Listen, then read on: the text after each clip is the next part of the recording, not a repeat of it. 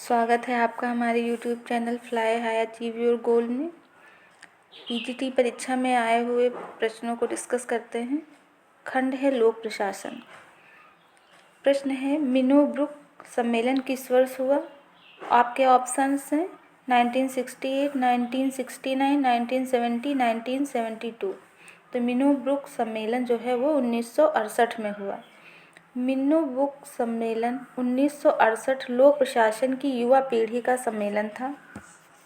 1968 के बाद के लोक प्रशासन के अध्ययन को नवीन लोक प्रशासन के अभ्युदय ने समृद्ध किया। नवीन लोक प्रशासन की मूल्य मुक्त व्याख्या को अस्वीकृत करता है। नेक्स्ट प्रश्न है निम्न में से किसने लोक प्रशासन के पृथक अध्ययन पर बल दिया।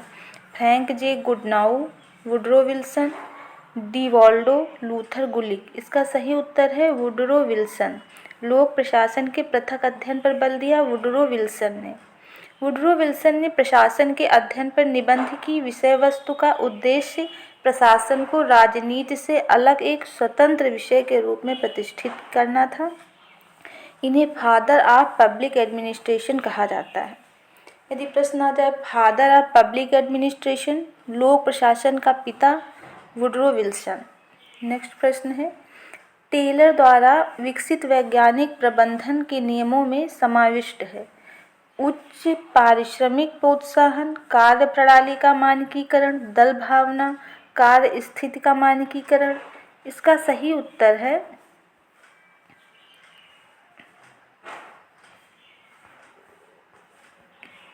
उच्च पारिश्रमिक का प्रोत्साहन, कार्य प्रणाली का मानकीकरण, कार्य स्थिति का मानकीकरण।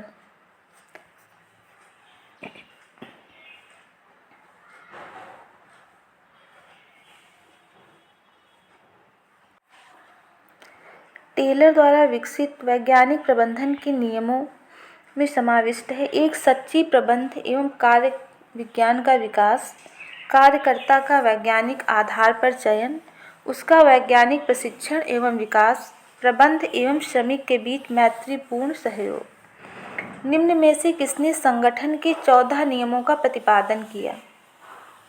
ऑप्शंस हैं आपके Henri Fayol, J D. Mooney, L D. White, Dimock और डिमाक।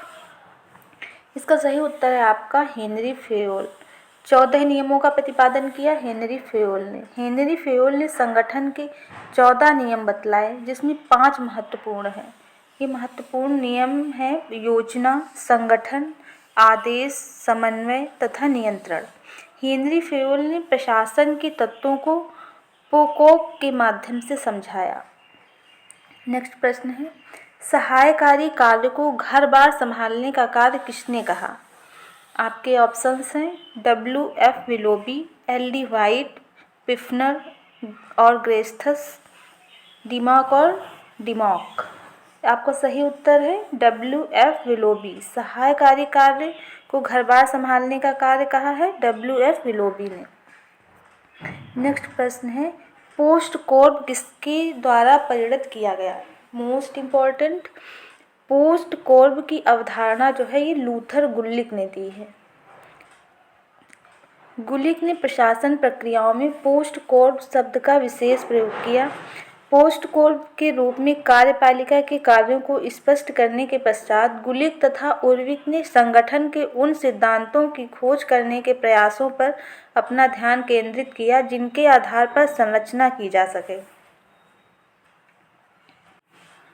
नेक्स्ट प्रश्न है स्थानीय शासन सुधार से संबंधित निम्न का कालानुक्रम का सही कूट बनाएं। Lord Ripon, Lord Mayo, Ashok Mehta, Balwant Rai Mehta.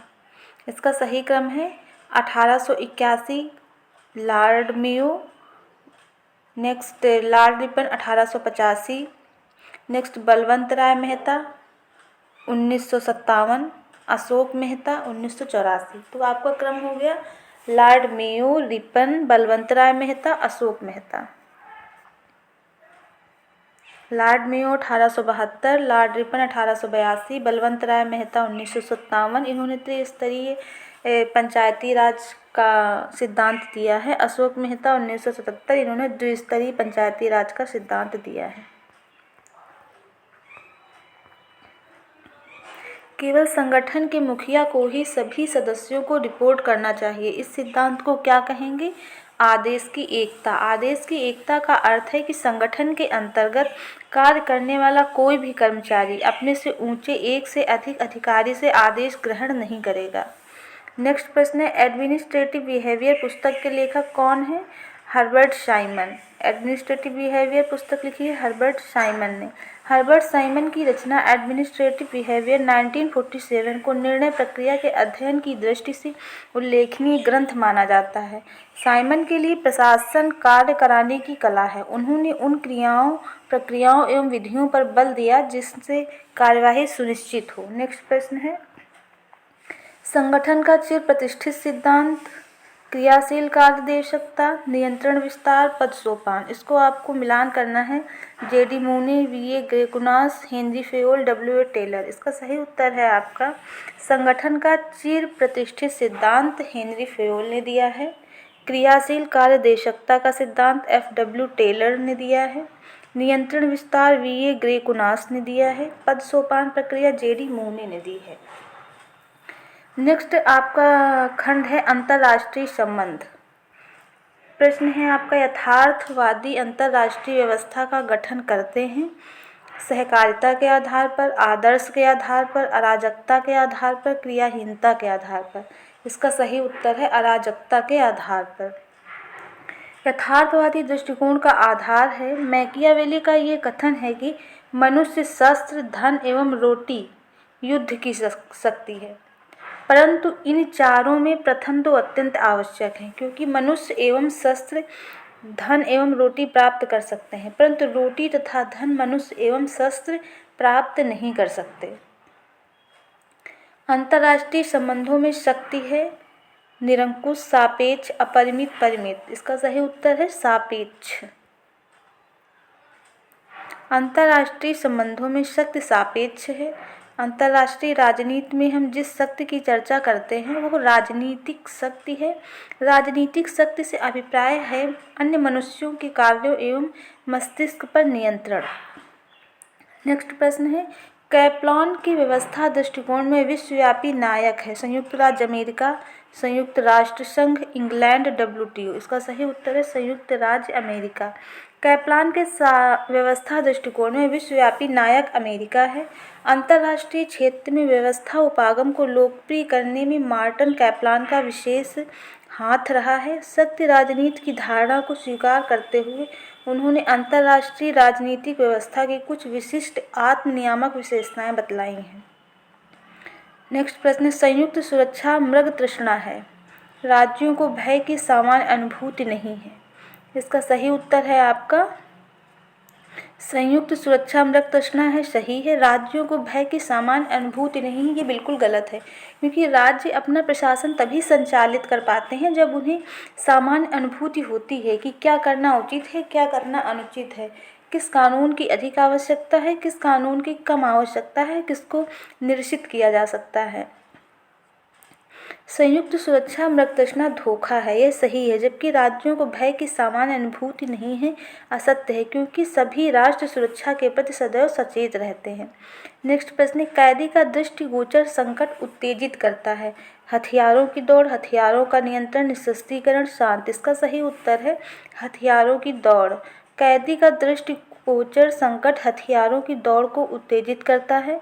हथियारों की होड़ के पीछे प्रमुख कारण विभिन्न देशों के बीच विवाद है, जैसे सीमा विवाद, शरणार्थियों को लेकर विवाद इत्यादि। इन विवादों ने दो राष्ट्रों के बीच संबंधों में अशांति पैदा की है।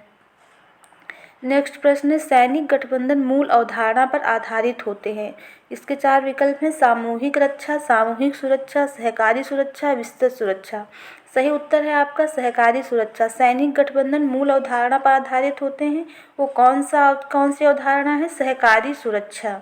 नेक्स्ट प्रश्न है, अंतर्राष्ट्रीय कानून अपने संप्रयोग में है। ऑप्शन हैं आपके विश्वव्यापी, आंशिक, निरंकुश, सापेक्ष। इसका सही उत्तर है आपका विश्वव्यापी।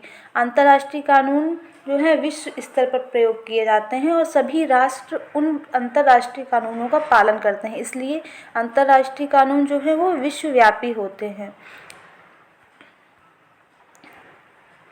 नेक्स्ट प्रश्न है आपका, निम्नलिखित घटनाओं के कालक्रम को बताना है आपको। तो सर्वप्रथम मुनरो सिद्धांत हुआ है, उसके बाद टूमैन सिद्धांत, उसके बाद ब्रेजनेव सिद्धांत और उसके बाद ग्वाम सिद्धांत हुआ है। तो घटनाओं का सही कालक्रम, मुनरो सिद्धांत पृथकतावादी नीति है, 1823 में हुआ है। टूमैन सिद्धांत सोवियत विस्तार को रोकना, 1945 से 1952 में हुआ है। ब्रेजनेव सिद्धांत सीमित संप्रभुता का सिद्धांत है, 1968 में हुआ है। ग्वाम सिद्धांत निक्सन डॉक्ट्रिन, 1969। ये सभी घटनाएं शीत युद्ध काल के समय घटित हुई। इस दौरान अमेरिका एवं सोवियत संघ अपने प्रभाव क्षेत्र में वृद्धि करने का प्रयास कर रहे थे। ये घटनाएं उनके इसी प्रयास से संबंधित है।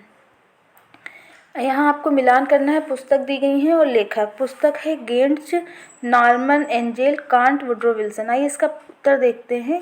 गेंट्स पुस्तक है शक्ति संतुलन। गेंट्स पुस्तक शक्ति संतुलन पर आधारित है। नेक्स्ट है नॉर्मन एंजेल। नॉर्मन एंजेल जो पुस्तक है वो अंतः निर्भरता पर आधारित है। कांट ने जो पुस्तक लिखी वो चिर शांति पर आधारित पुस्तक लिखी है। वुड्रो विल्सन ने सामूहिक सुरक्षा पर आधारित पुस्तक लिखी है। नेक्स्ट प्रश्न है, निम्नलिखित घटनाओं का सही कालानुक्रम आपको बताना है। तो सही कालानुक्रम जो है, वियना कांग्रेस 1814 से 1815 में हुई थी। वर्साय सम्मेलन जनवरी में 1919 से 1920 प्रथम विश्व युद्ध का अंत व राष्ट्रसंघ की स्थापना की हुई थी। वर्साय की संधि जर्मनी के साथ की गई थी और ये बहुत ही घृणास्पद संधि थी जिसने द्वितीय विश्व युद्ध को जन्म दिया। वे आप पिक्स क्यूबा संकट 1961, हेलसिंकी शिखर सम्मेलन, वियतनाम संकट 1975। ये घटनाएं वैश्विक स्तर पर निःशस्त्रीकरण के प्रयास से संबंधित हैं।